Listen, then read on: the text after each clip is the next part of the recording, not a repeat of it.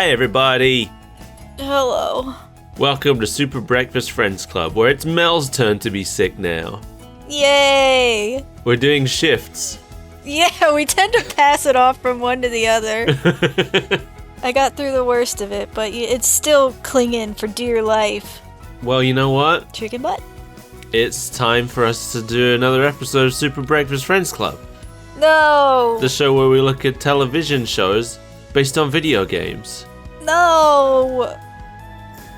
That's what we do every week. Unfortunately.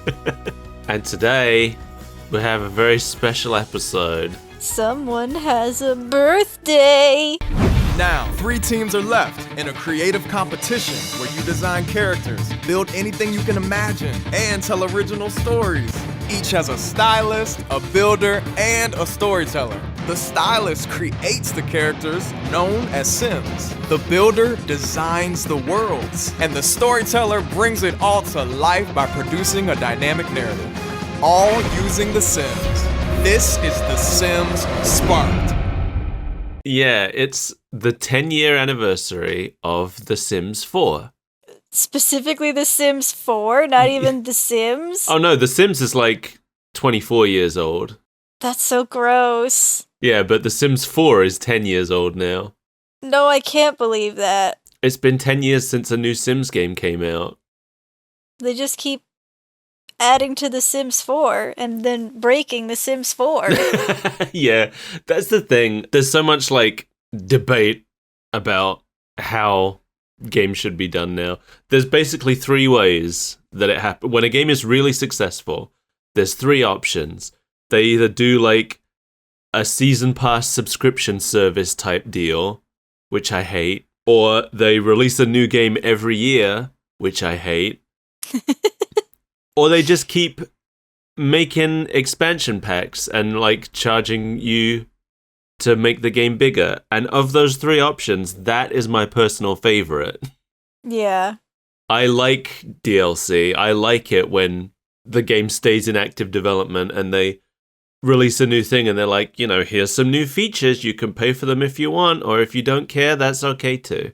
Yeah, I like when DLC is done correctly, where it's like, this game has been finished and released, but we have additional content that we have to give to you, and not, this game just launched, but there's DLC that you can pay for out the gate. Oh yeah. I don't like it when they're holding stuff back that should have been in the release. Right. And that is something that Sims 4 got accused of early on, because the base game, when it came out, didn't have pools, and I think it didn't have toddlers. Okay. And everybody was like, they're holding back pools for DLC. But they did end up adding those things back in as free updates. So That's good. And, you know, in fairness, like, the base game Sims 4 is free now. You don't have to pay for it anymore. I forgot about that. So they are just subsisting purely on selling packs. Yeah, and I'm okay with it. I quite like that. Yeah, especially if the base game is free. The thing about something like The Sims is the base game is never substantial. Like, every single Sims game, I think Sims 4 is the first one I didn't buy at release. Sims 1, 2, and 3 I bought at release. And Sims 1 it was fine because it was brand new. But when it came to like Sims 2 and Sims 3, when I bought the base game, I was like, oh man, there's not much in this yet. I can't wait for expansion packs. Right. Oh man, I forgot about expansion packs. You'd have to buy a whole new box. Yeah. I've still got my huge stack of Sims 2 expansions somewhere, I think. There are a lot of them. But yeah, I'm into that. I like that. And people say, you know, if you want to buy the whole of Sims 4, it costs like $1,000 now. I haven't done the math on that. I don't know if that's correct, but I could believe it. But the thing is, that's released over 10 years, and you don't have to buy all of them. No, you can pick and choose which ones you want. And also they go on sale pretty regularly. Yeah, that's another thing. For Sims 4, I've never paid more than half price for an I've got most of the expansions, but I've never paid more than half price for one because they're on sale so often. Right. And it's not like you have to get every one that's just like outfits. Yeah. Get the ones that add stuff. Oh yeah, I don't have any of they have a new pack type which is kits, I think. And it's literally just like furniture and clothes and stuff. I don't have any of those except for a couple that they gave me for free. I only buy the packs that actually add like skills and careers and things like that. And witches. Oh yeah, and vampires and werewolves and skeletons. Oh yeah, I've got the the skeletons.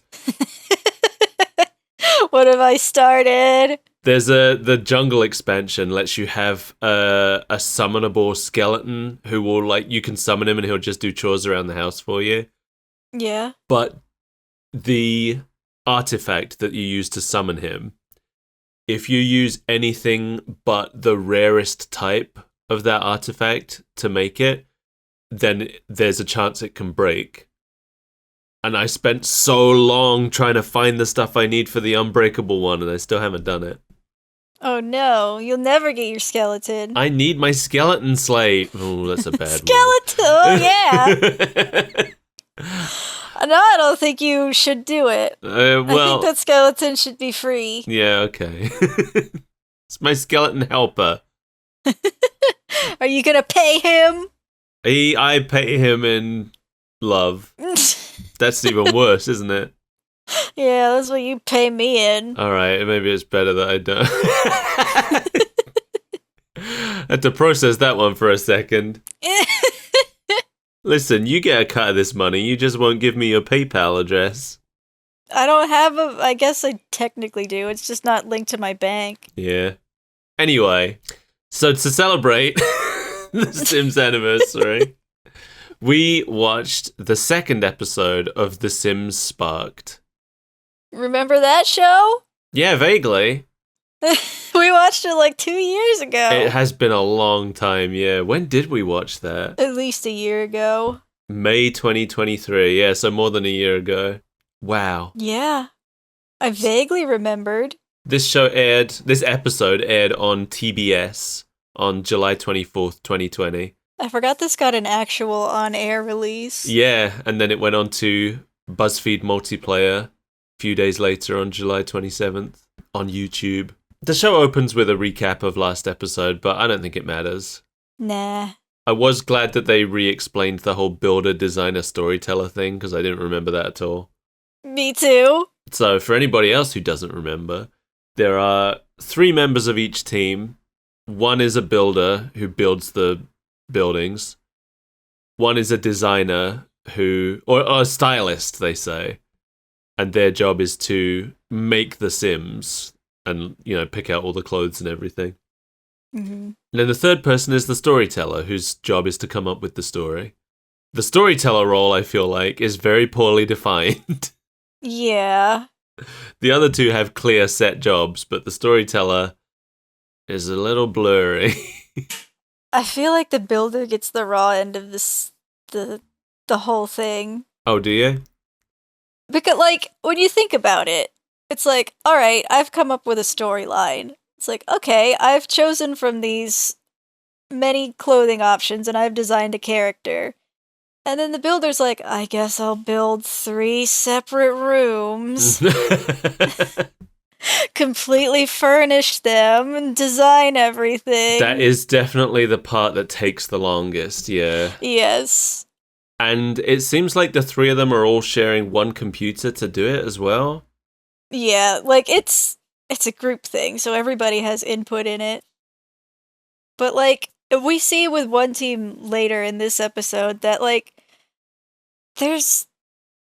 Like you said, it's not clearly defined, the storyteller role, and everybody kind of has a little input on it, and so it can get messy, and... Yeah, there's one team in particular that I think struggled a lot with that, but we'll talk about that later. We'll get there. We've got Rayvon Owen here, the host. For being the host, we don't see a lot of him, really. I mean, that's hosts, right? They show up and they're there for the judging. They show up to be like, oh, your challenge just got harder, and that's about it. Suppose so. I don't watch a lot of reality TV, so I guess this dynamic is, lost on me.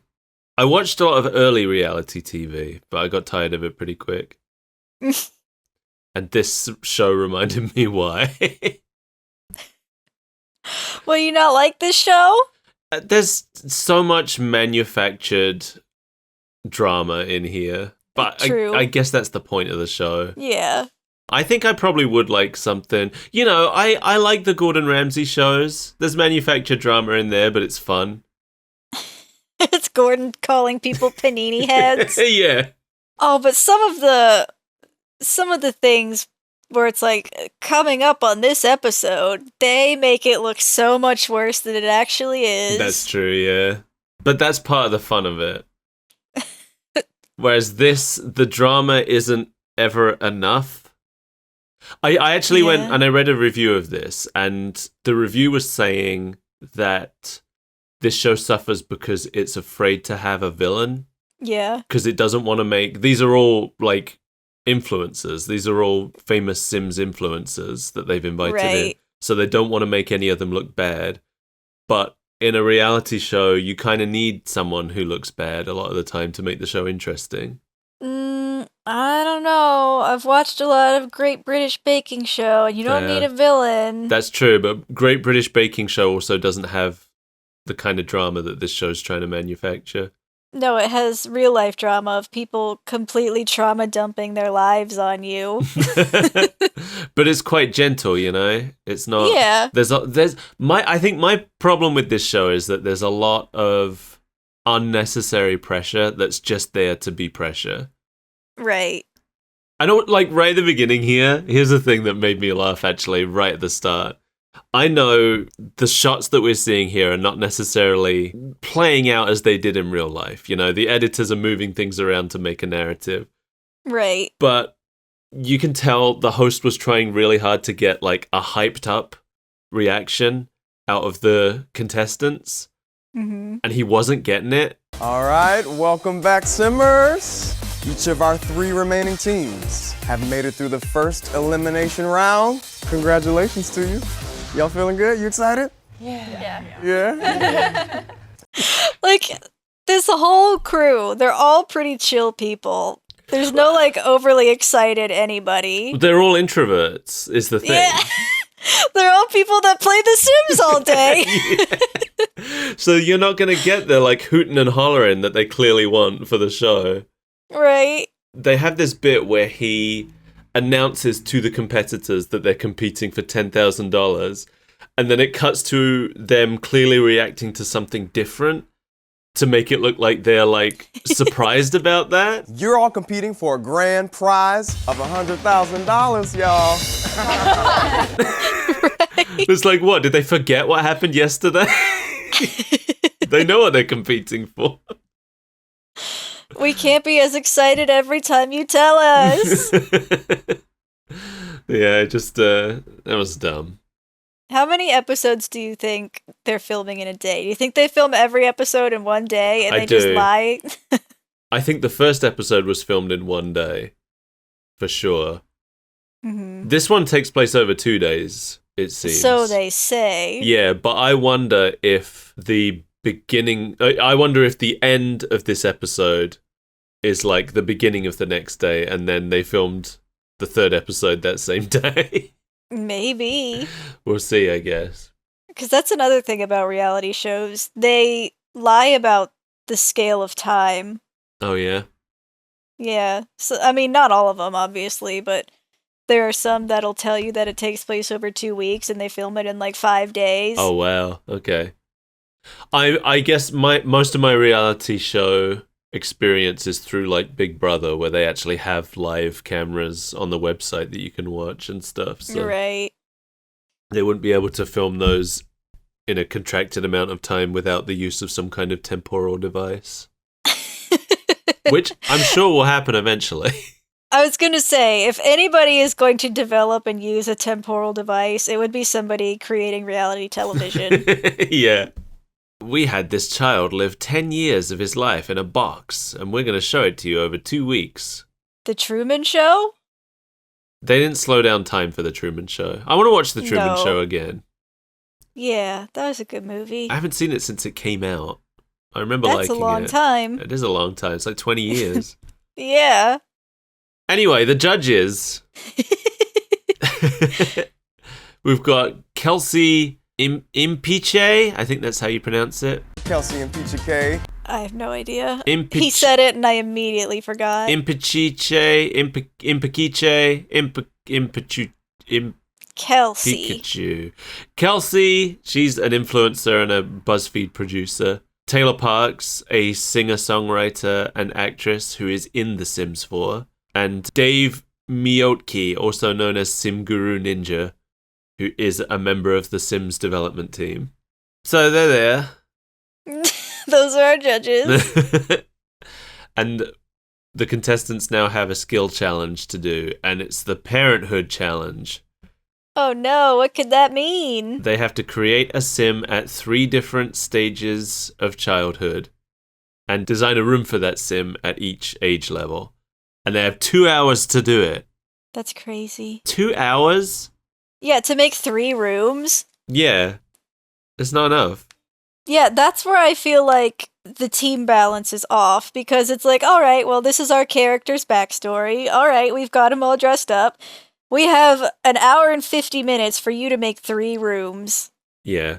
I think this would be fairer if they had like a meeting together where they discuss it, and then they have 2 computers, one for the stylist and one for the builder, and then the storyteller like goes back and forth between them both at the same time and like supervises what they're doing. Yeah. Because the storyteller doesn't even need to be on a computer. No. There are no storytelling features in The Sims 4. So they don't even need to touch the game. I feel like there's something going on that they're not really telling us about, because when they're giving us the rundown of like these character stories and stuff, we see cinematics filmed that are never shown like in the presentations. So I wonder if like that is an aspect of storytelling. They might just do those later. I don't know. Maybe. I don't know. Presumably they have all the save files.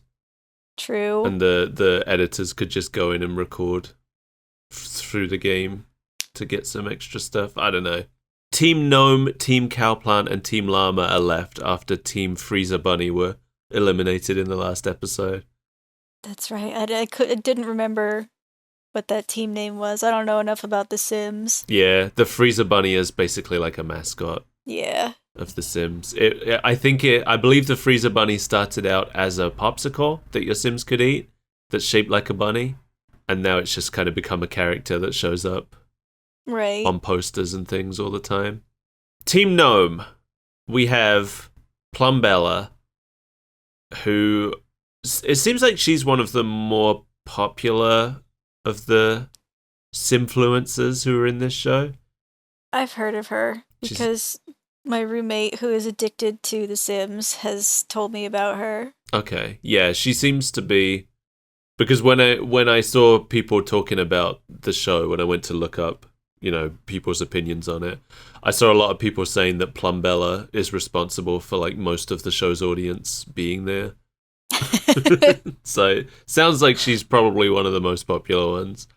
But she has been reading about miner strikes in Northeast England and is inspired to make their story about that. Clearly that's a personal thing for her because she grew up in that area. Right. She talks about how it affected her dad. Doesn't she say later on that their character is basically her dad? Yeah. She's like, well, this is inspired by my dad. This is based on my dad. I've made my dad. Yeah. So yeah, I did think when they were talking about it, there's 2 British members of that team. Yes. But the builder is Dutch, and I did wonder how the Dutch team member would feel about doing something so inherently British. So I'm really excited about this challenge because I'd just been reading about some politics and reading about the miners' strikes in the northeast of England, and I thought that'd be a very good way to represent us. I mean, it's just a prank, bro. It's just a challenge, bro. It's a very, very British idea. I mean, they're both there to supervise, so maybe she's seen Billy Elliot and she loves Billy Elliot. That's the only thing I can think of that's like worldwide popular that's set during that period in that place. Yeah. Then we got Team Cowplant, and Steffo Sims has the idea to do something about a boy who's really into makeup. I wanted to make something that, like, actual people that I know have been through, so I thought, why don't we tell the story about someone that's struggling with their gender identity, told us they are who they are, and nobody's telling them otherwise. But once you get to school, everything changes. And Team Llama, you know, ex Mira Mira, like, immediately she's down on her teammates and doesn't feel like their storyteller is up to the challenge. I feel like we are at a bit of a disadvantage because you're a streamer, and I feel like a lot of the challenges they have given us, they're more focused towards YouTubers. Like, when you're streaming, you got all the time, you can kind of just let the Sims rip, do whatever you want to. When it comes to YouTube videos, you have to structure in a certain way within a time frame, so we have to, like, really make this pop. I feel like there was a lot of friction between these two in the first episode as well. Yeah, I remember that too. Like, at first, I thought that she was being unreasonable, but the more I thought about it, I was like, she kind of has a point, though, because their storyteller is a Twitch streamer, and everybody else is, like, primarily a YouTuber, and it's a different kind of entertainment, you know? Yeah. When you're live streaming, you don't have to worry about having a plot that makes sense. You can just be a goofy goober, and people will love it. Yeah, it's true. And they have lost every challenge up till now, I think. Yeah. I mean, they couldn't have lost every challenge because they didn't get eliminated, but, you know. And, like, I kind of agreed because I thought the character story that they ended up with was kind of weak and not the most thought out. Right. I did look up to see if either of the two of them had talked about this show anywhere. Ex Mira Mira and Dr. Gluon are the two simmers that we're talking about. And I did find a tweet from him after the first episode aired. It was suggesting that the way the show was edited was a bit disingenuous and didn't... He said he was a bit sad about how the relationship between the two of them was being portrayed, because it sounds like they were more respectful of each other. I 100% believe that, because even though they haven't set up a villain, I feel like they've kind of been using Ex Mira Mira to be the most villainous one. Yeah. Anyone. I can see that. We see a little bit of Dr. Gluon's kids, and that was kind of cute. Yeah, they're cuties. Yeah, they look like a cute family. We see a little bit of they show a little bit of, like, what his Twitch content is like as well, and I can see why people watch it. But, like, after watching that, I was like, okay, I do think Mira has a point. Like, I mean, yeah, he's just ad-libbing over what's happening. I don't know, I've never watched any of his streams, but it does seem like a lot of what he's doing hinges on the more unpredictable nature of The Sims. Yes. Which the other teams are obviously not leaning into in the same way that he seems to. They do, like, challenges and storylines and stuff. Yeah. So their character is an orphan who runs away and becomes a spellcaster, basically. I don't know, maybe all of the teams were like this and they just only showed it for this team. But between both of them, there's a lot of kind of poo-pooing each other's ideas, you know? Yeah. Because he wants the kid to, like, have run away and just be a kid alone. And I think that's an interesting idea, but she kind of doesn't really like the idea of there not being a parent of some kind. You could probably say they got adopted by a spellcaster. I like the idea of them running away. While I'm building, Dr. Gluon and Ex Mira Mira are not seeing eye to eye on the story, and we're just trying to figure out how it's all going to come together. I wonder if she was worried about just fulfilling the challenge, though. I don't think the challenge mentioned anything about parents, though, did it? No, I don't think so, but maybe just I don't know. I forget what the exact parameters of the challenge were. It could be that she was thinking about it more in terms of, like, how that works for the game, because I don't think you can have a child in a household without a guardian in the game. Right. I think you need to install mods to do that, and they're clearly not playing with mods because they're playing in Sims headquarters. They're not going to be letting them mod it. Also, at the point where we were just watching, because this is where we're seeing all the teams stressing out as the time limit's coming up and things aren't working. Like somebody's moved some shelves and now all the things on those shelves have disappeared, so they have to replace them all. And they've got, 10 minutes left. And I laughed at Dr. Gluon stressing the part where he's like, I want that coffin though. Right. The coffin was essential storytelling. Yeah. Because at this point, like, we don't understand why. Yeah. So he's just like, I want that coffin though. I need that coffin. it just got me. It was funny. Yeah. So the challenge is done. Team Gnome comes out first to talk through their kid. So Plumbella talks about how their kid has like 80s fashion and hand-me-down clothes. The 3 rooms. As a kid, the room is like actually inside the mine. And the kid's mining with his dad. Yeah. I thought that was pretty creative because I thought it was all going to be bedrooms. Right. But then I like went back and checked what they had actually said in the rules and they didn't say bedrooms. I just assumed that. I just don't know the capabilities of The Sims 4, so the fact that she created this entire mine-looking mine, I thought was very cool. It's very cool, yeah. Yeah. I think that she is one of the best builders. Really Like good. I was really her impressed. final set for this challenge looked excellent. Yeah. Was that the you're talking about like the pub where Yeah. he was doing stand-up comedy in there? Yeah, it was really good. Stand-up comedy. That's what he was doing, wasn't it? No. What was he doing? I mean, maybe that's what they had to have him do for the animation, but like the story is that he was like protesting for minors' rights. Oh, he had the comedy mic. Like I said, it must have been for the animation. Maybe. But there the is story like is not. there is like a bullhorn that you can use to protest in the game. So Inside a building, though? maybe you can't do it inside a building. I'm not sure. This is now John as an adult, and he started a group. The miners' rights were starting to be stripped away at this point in time, so he really has to rally the troops together to try and fight the government. Yeah, no, I just saw that he was using the stand-up comedy mic, and then I was just like, oh, he's becoming a comedian. That's cool. Didn't even listen. No, I guess not. Yeah, no, speaking of her, though, the builder, what was her name? Simproved. Simproved. Really damn good.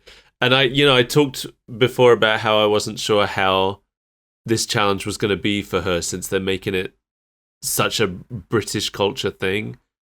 Right. Not only a British culture thing, but specifically an 80s British culture thing.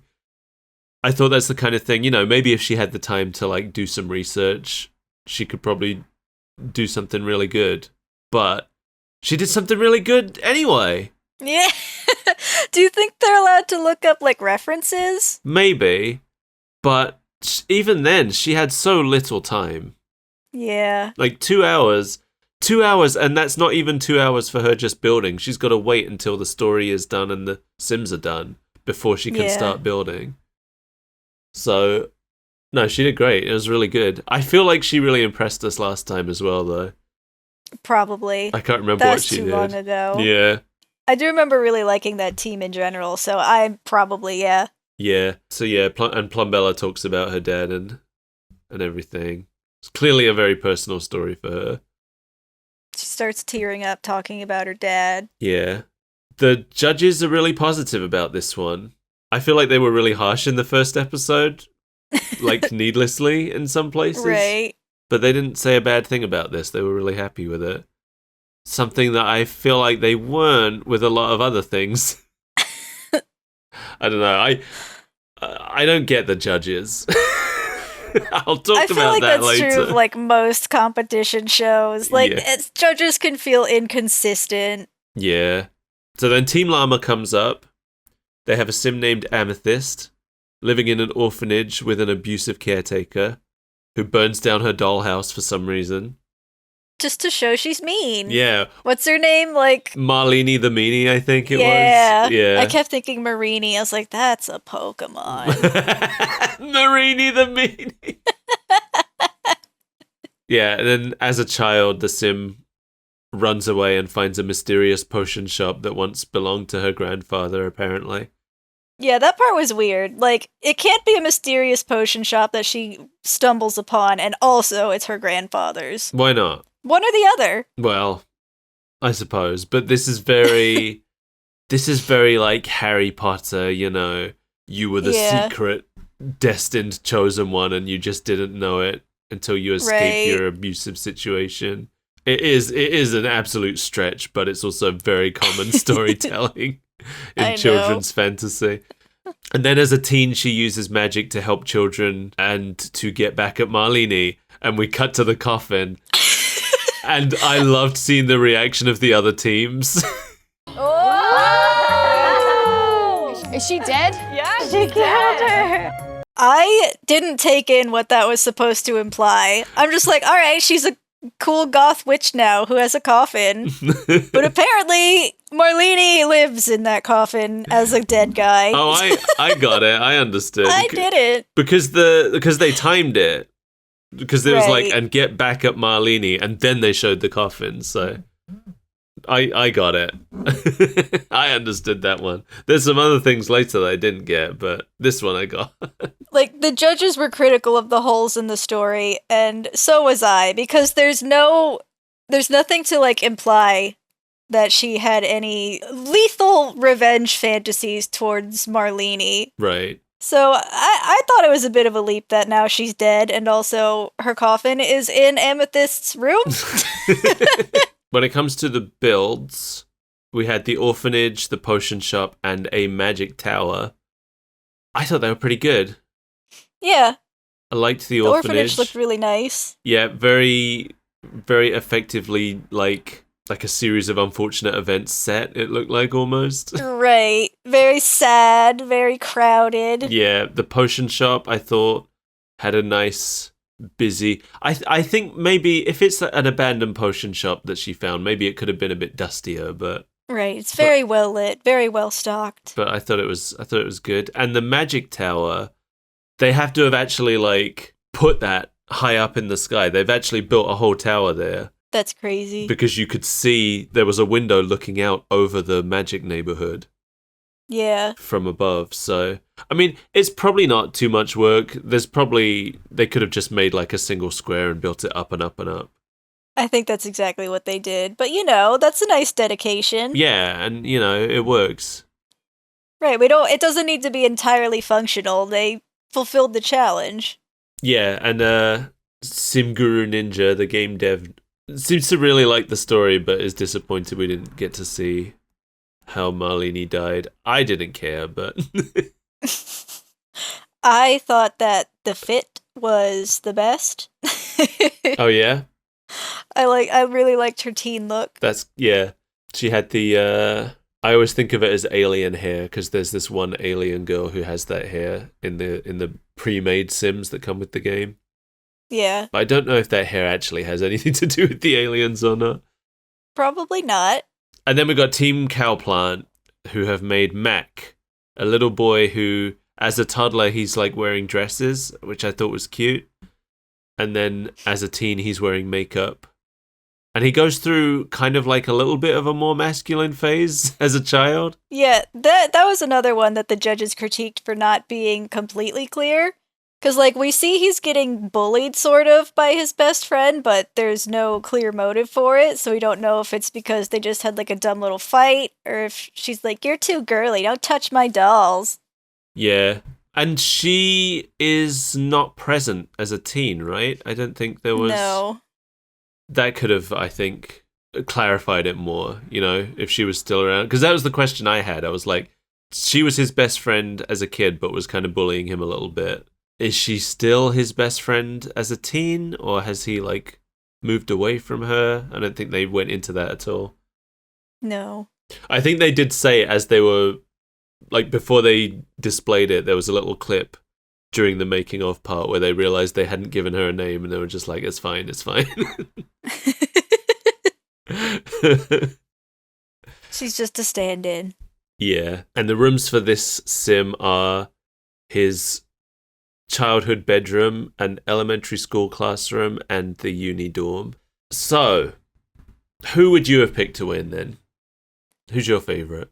I struggled with this challenge so much, and it's for no reason other than when you give me a world with fantasy elements and you write a really grounded story, I just get bored by it. Right. There's nothing wrong with the minor child or the makeup boy. They're solid characters, but I'm like, but where's the mermaid? But at the same time, I feel like the actual storyline of the witch was the weakest. So I would probably pick the minor boy. I think I would too.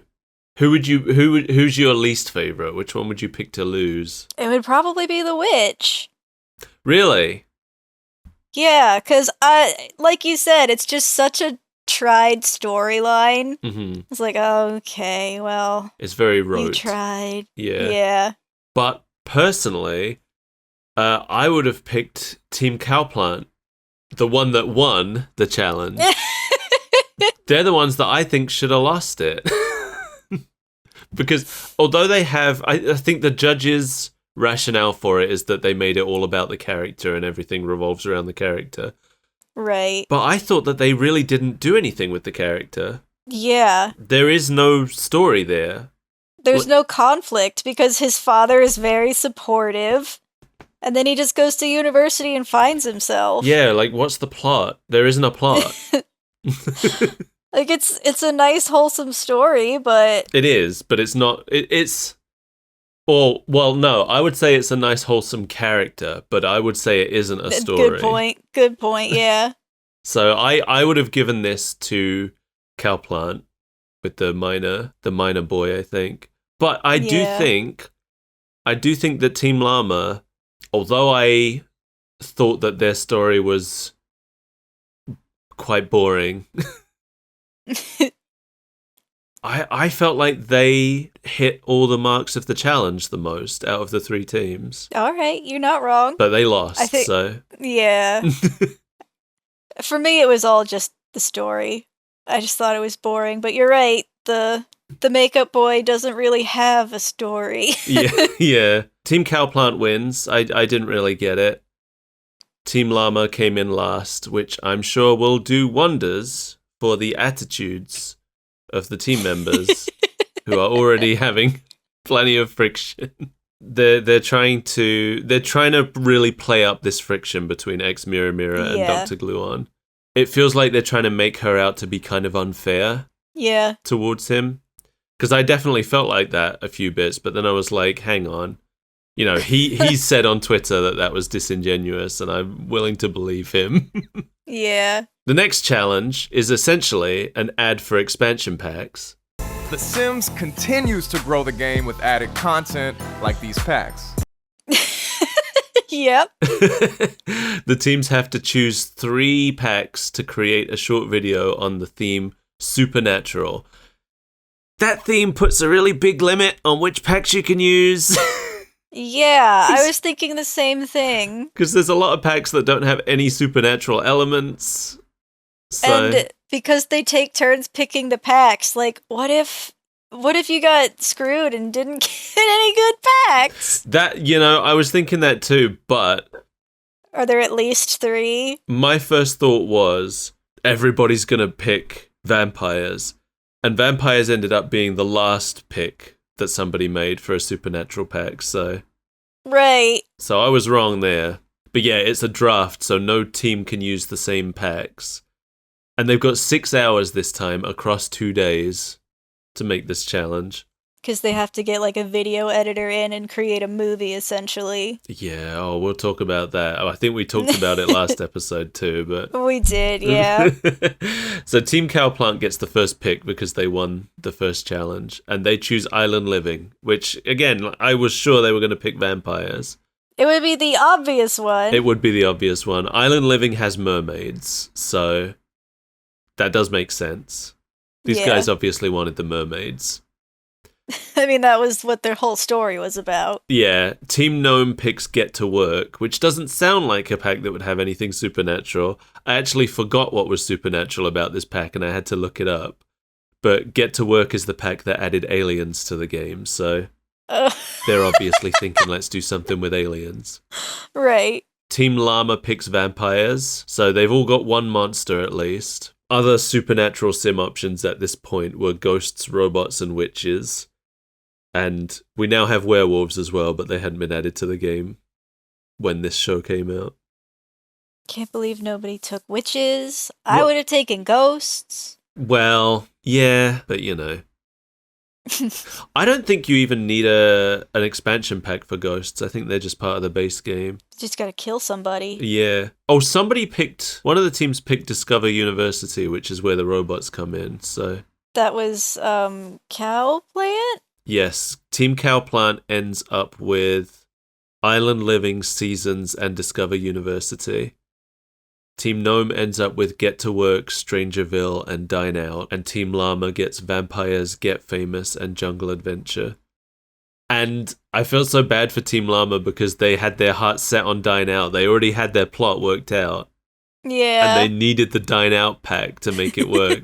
But then Team Gnome swept in and sniped it from them. But you know what? It's a happy accident. You think? I mean, spoiler alert, they win the challenge. Well, yeah.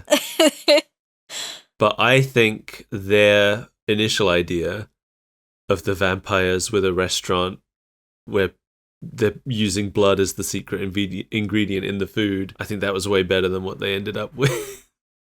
I don't know. I liked what they ended up with. Yeah? You don't think it would have been better, though? A vampire food restaurant with blood in the mix? I don't... Not necessarily. Okay. I love the idea of somebody grappling with aging, and then there was a witch. Like the Hollywood starlet trying to reclaim her youth. Sure, it's an old trope, but it's a good one. Yeah, so that's the story they come up with. And it's Ex Mirror Mirror's idea, right? Yeah. And Dr. Gluon, despite being the storyteller, he decides to go along with it because he hasn't won any of the challenges yet. I do feel like Ex Mirror Mirror is the stylist, but it feels to me like she would prefer to be the storyteller.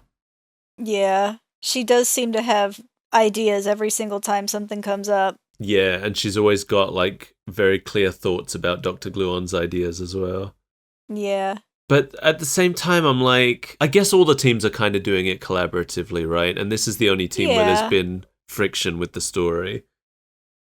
But it feels like the stylist and the builder have very clear defined roles. And the storyteller doesn't. And the storyteller's clear defined role should be that they are the one who comes up with the story. I mean, yeah, like, I don't disagree with you. It did seem strange to give the storyteller role over to Mira, but she killed it. You can't argue with results. I mean, yeah, can't argue with results, I guess. We don't really get to see what Dr. Gluon's input on this was. We just hear her initial pitch. Yeah. Team Cowplant, their idea is that there's a cult of mermaids kidnapping frat boys and nobody knows why. Including them. Okay, good point. Like, that sounds bitchy. I like their idea, but it was obvious that they didn't really know where it was going. They didn't think it through enough, perhaps. Yeah, okay. I think if they had a solid conclusion, then it would have been a really good idea. Because, like, I liked it, but I didn't. Right. We'll talk about that when we get to the presentations. Right. I've got stuff to say too. And then we've got Team Gnome, whose idea is to make sims of the judges and the host, and then make the host be secretly an alien who kidnaps the judges and uses them as slaves in his restaurant. Let's see if that backfires. It was a choice. It was a choice. Like, why did it have to be the judges? This feels like... It feels like an attempt to pander, you know? Yeah. And I feel like that's such a gamble.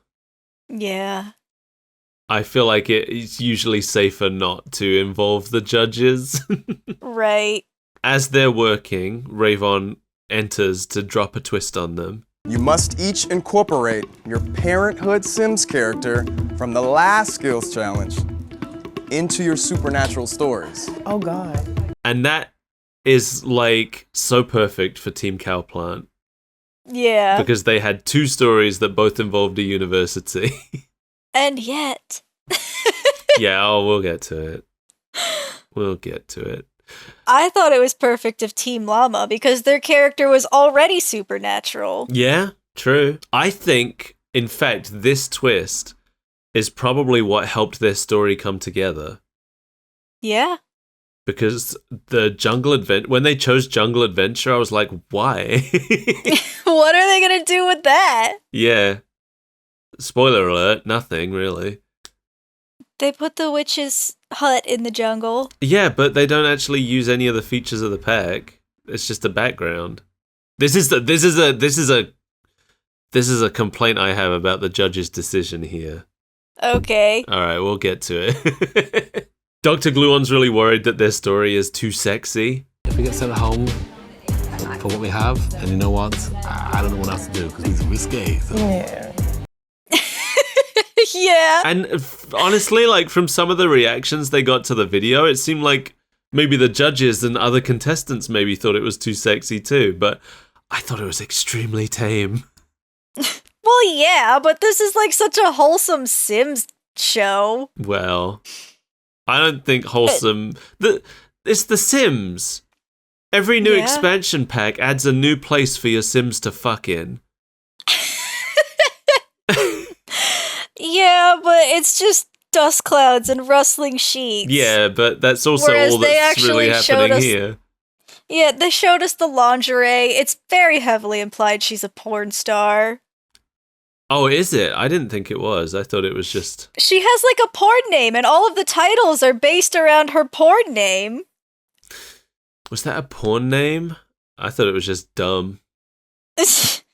What was it? Nancy Nursh? Something like that, yeah. What does that mean? I don't know, but like they worked it into all of the titles, so it made it sound like she's a porn star. Okay. Guess I didn't think of it that way. Then like all of the clips that they show of her in her prime are her in bed with someone. Yeah, I just assumed she was like sleeping her way through Hollywood. I didn't think she was making money that way. I thought she was just, promiscuous in her private life. That is not the impression I got. Okay. Why would they be showing her private life? Because Like, it's not a clear narrative if that's her sleeping her way up the ladder. They never mentioned that. No, I didn't think she was sleeping her way up the ladder. I thought she was just, enjoying her youth and her beauty. Maybe. That was the impression I got from it. But you maybe you're right, and maybe everybody else got that, and that's why they were so scandalized by it. Because I was just like, what's the big deal? This is all stuff that's in the game. Like, if you were going to be so shocked by this lingerie, why'd you put it in the game? Anyway, they're all stressing out during the edit. And I think we talked about it last time, how I don't think the edit should be part of the time limit. Yeah. Stupid. It is stupid. Because then that just incentivizes you to shit something out real quick so that you have all that time to film and edit. Yeah, and I think that really hurt Team Cowplant specifically. Yeah. Because for they sure. didn't have time to watch their video back, and I think if they had, they probably would have realized. It doesn't make a damn bit of sense. Yeah. Team Llama shows their video first, which is about Nancy James, or Nancy Nursh. She's possibly a porn star, or possibly just a star, I don't know. Use your own judgment, I guess. But she gets old, and then she hears about Amethyst, the witch, living out in the jungle, and she goes looking for her to get the secret of youth. And then she becomes a vampire, right, in the end? Yeah. Yeah. The judges are very impressed. They're like giddy with excitement about this one. Kelsey, you're itching to say something. I loved it. I loved it so much. I laughed. It was a beautiful use of all 3 packs. This was memorable. I thought that the presentation was really well done. The presentation was fantastic, yeah. Next is Team Cowplant. This, feel like they used this exact style of narration in the last episode for their video. Which is a lack of narration. I remember it specifically because it must be a reference to something, but I've never heard it outside of this team's presentation videos where they're like, spotted, and then describe what they have spotted. Spotted the Chads being abducted one by one.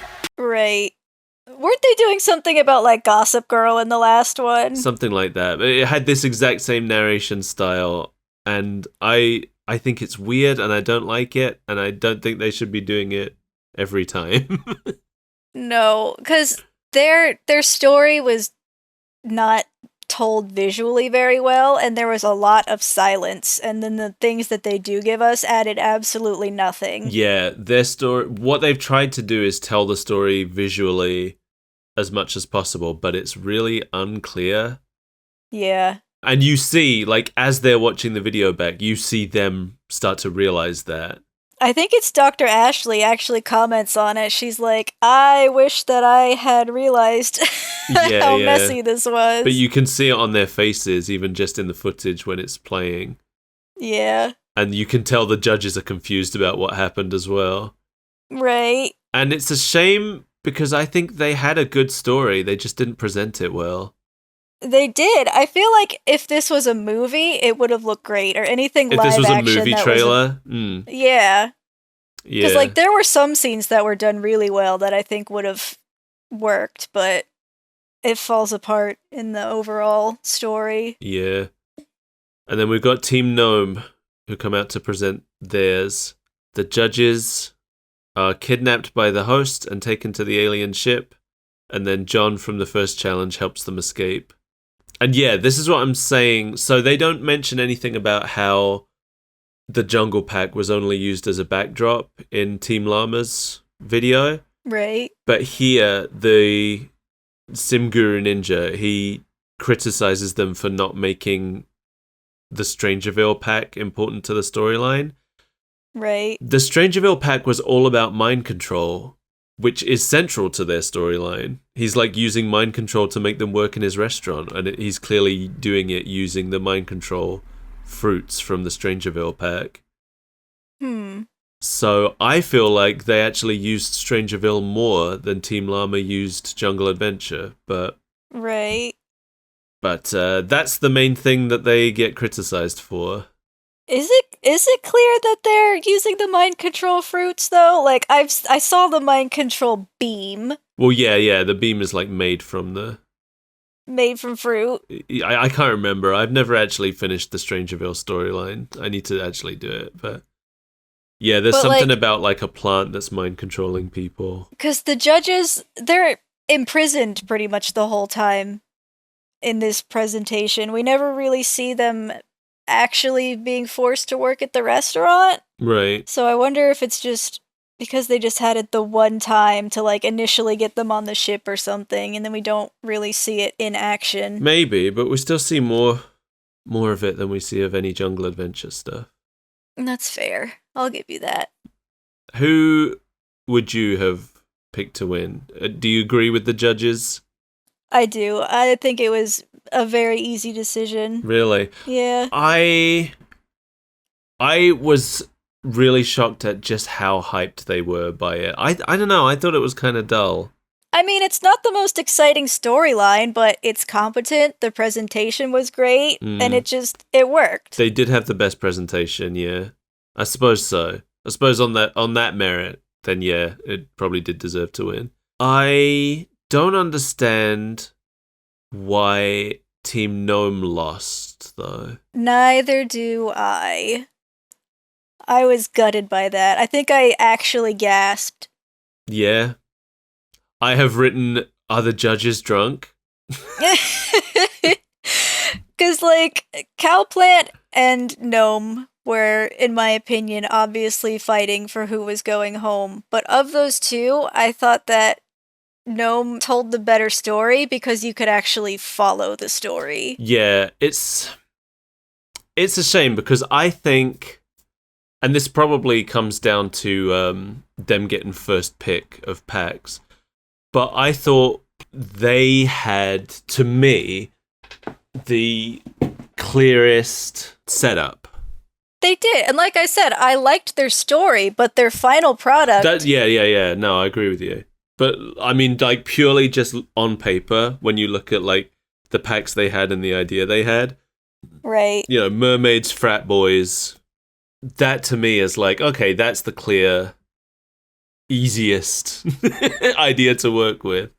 But they also, like, barely used their university character. He's in shots, but he's not integral to the story in any way. Oh, yeah, because it's all about the frat boys, and he wasn't right. one. Yeah, no, definitely, he's not important. But I feel like only Team Llama managed to make their character important. Team Gnome tried so hard. I know. In all the others, it was clear that the character was an afterthought, whereas in the Team Llama one, Amethyst was like, you know, central. She was an important part of the plot. It wouldn't have worked without her. Yeah. Almost like that was... That's what I was saying earlier, like, the moment when he came in and said you have to include that character, for me, it seems like that's the point where their story slotted into place for them. Right. Like, up until then, they were probably like, oh, how does she become a vampire? Where does she get this power? And it's like, you have to include that witch. And it's like, there we go. It all comes full circle. I don't think Team Gnome or Team Cowplant had a particularly good... I think Team Cowplant had the better idea, but terrible execution. Yes, I agree. And Team Gnome had a worse idea, but executed it better. Yeah. But I definitely, of those two, I would have said Cowplant would be the ones going home. So, right. Especially, not only did this challenge go bad for Team Cowplant, but Team Gnome have won the most challenges across the 2 episodes. I know! I don't know. Because when you're judging something, you're judging the final product, not the idea that got you there. So it doesn't matter that Team Gnome had a worse idea if their presentation was better. Yeah, agreed. But, Team Gnome are going home, despite being the winners of most of the challenges. It's almost like they had to course correct. It's like, oh, they've been doing too good. Let's get them out of here. Yeah. Stepha Sims gets emotional about it. She's friends with members of Team Gnome. I'm assuming probably she's friends with the 2 English British ones, yeah. Since she is also British, she said they're going home. The English Simmer and Plumbella are my friends, so I don't really feel like myself right now. And the last thing I want to do is hold my team back because I couldn't do what I needed to do for them. I don't know how I'm going to do this without them. Spoiler alert for the next episode, so watch out. Uh-oh. This actually gets to her so much that she ends up dropping out of the competition partway through the next episode. Oh my god. Yeah. So they're just 1 member short? No, they actually give her spot to one of the members of Team Gnome who went home. Oh! I think it's the English Simmer takes her spot. Okay. Interesting. Yeah. But that's the end of this episode. We beat it. We beat it. I went and I looked up how Sims fans felt about this show.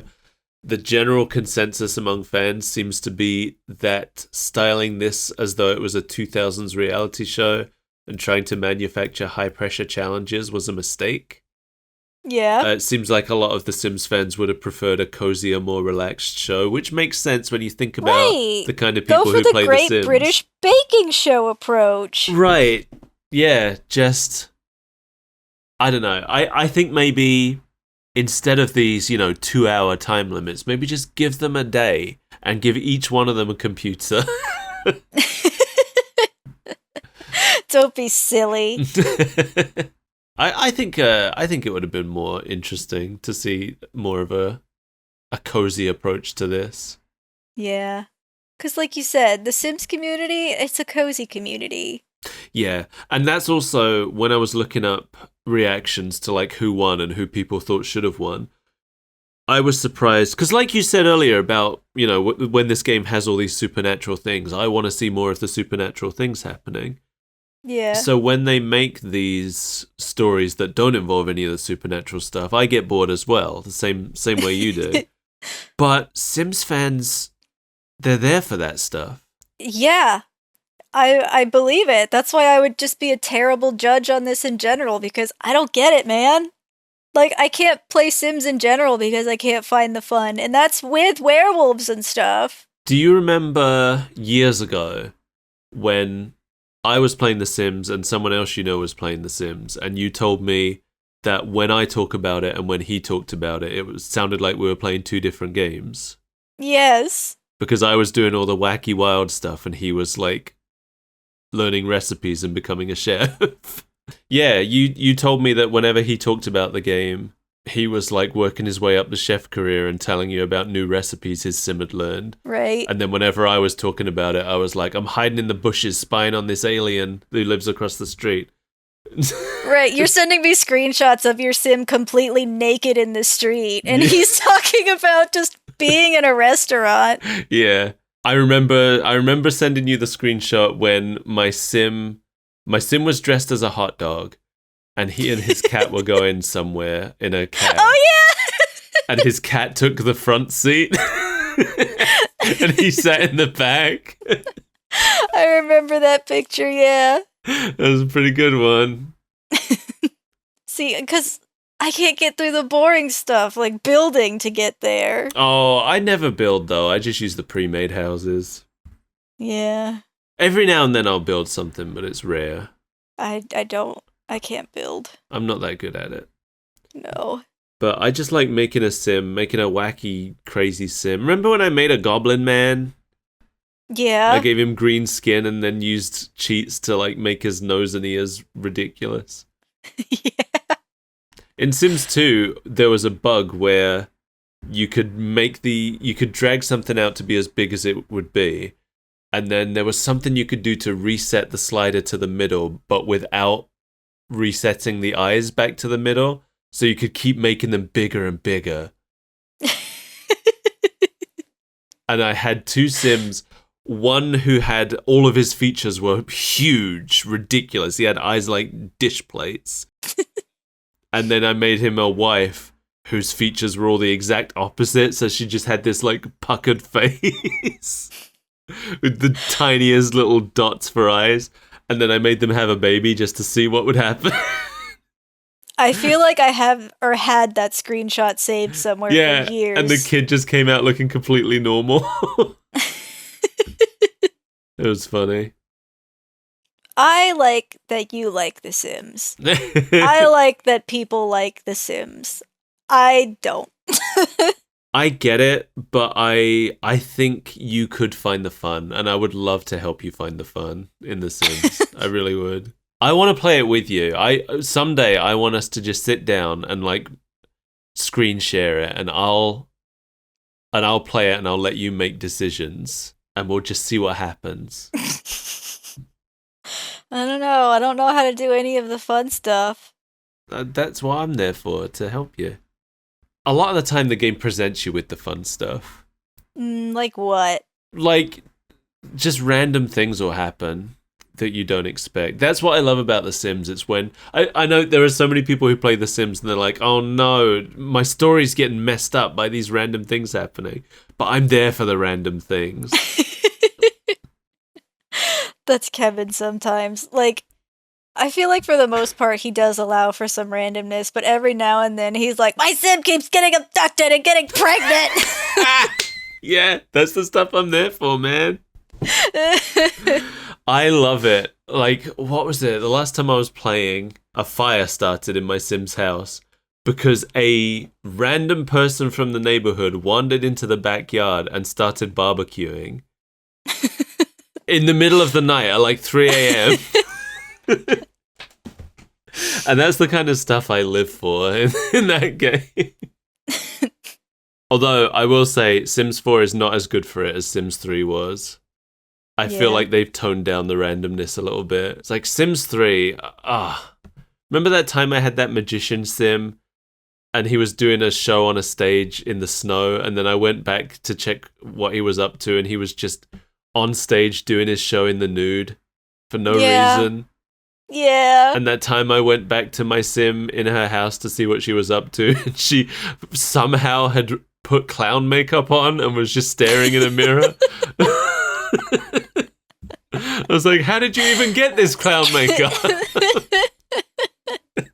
Maybe that's part of the problem for me, because it sounds like it's a lot of passive gameplay. There is a lot of passive gameplay in it, yeah, but I like stuff like that. Remember the time that there was just a horse out of bounds in my apartment building? No! I think I still have that screenshot somewhere.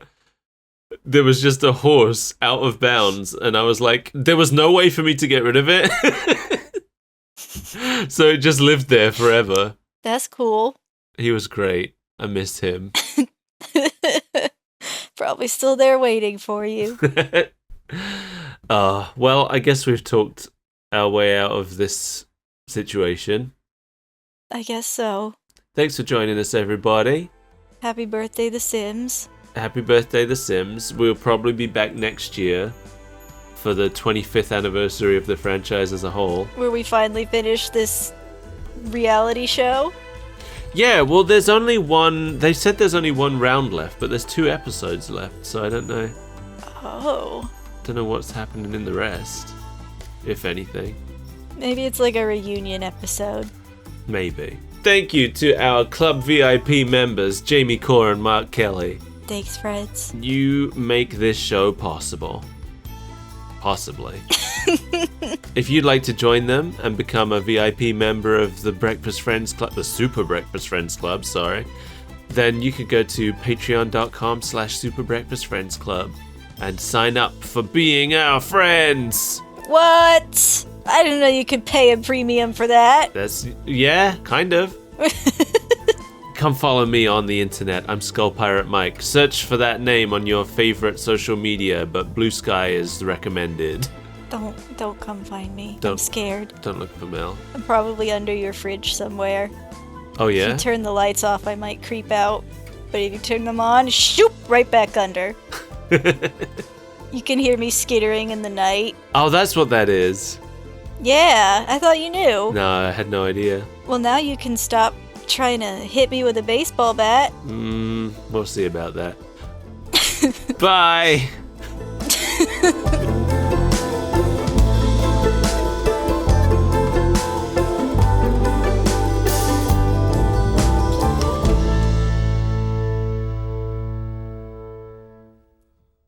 I found it.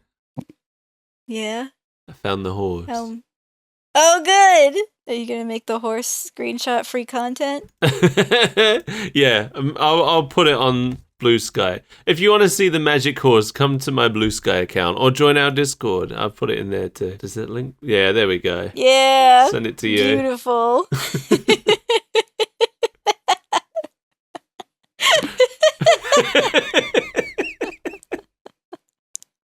So dumb.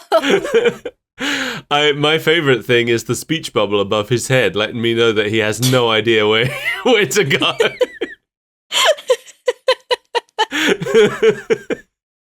That's the realest thing.